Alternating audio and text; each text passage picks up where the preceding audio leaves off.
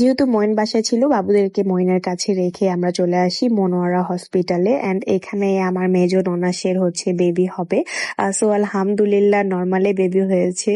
আর আমাদের কোল আলো করে আবারও চলে আসছে একটা ছোট্ট বেবি। সত্যি বলতে আল্লাহ তাআলা সর্বশ্রেষ্ঠ পরিকল্পনাকারী। তিনি আমার ননাসের বড় ছেলেকে নিয়ে গেছে, আবার আরো একটা ছেলে সন্তান আমার ননাসের কোলে ফিরিয়ে দিয়েছে। সবকিছুর জন্যই আসলে আল্লাহর কাছে শুকরিয়ার কোনো শেষ নাই। আমরা সবাই অনেক বেশি হ্যাপি ছিলাম। এন্ড সাথে সাথে আমি বাবুকে এসে কোলে নেই। আর আলহামদুলিল্লাহ যে আল্লাহ তাআলার অশেষ রহমতে আমার ননাসের বাবুটা নর্মাল ডেলিভারি হয়েছিল। বাট আমাকে হসপিটালের বেডটা বারবার মনে করিয়ে দিচ্ছিল আমার সি সেকশনের ব্যথার কথা। সব ব্যথাই আসলে আমরা মায়েরা ভুলে যাই যখন সন্তানের মুখ দেখি। যাই হোক, সবাই দোয়া করবেন আমার ননাস এবং ননাসের ছেলেদের জন্য, আর আমার ছেলেদের জন্য তো অবশ্যই দোয়া করবেন। এন্ড আজকের ভিডিও কিন্তু এই পর্যন্ত শেষ করছি। দেখা হয়ে যাবে সবার সাথে নেক্সট ভিডিওতে। আল্লাহ হাফিজ and thank you so much for watching.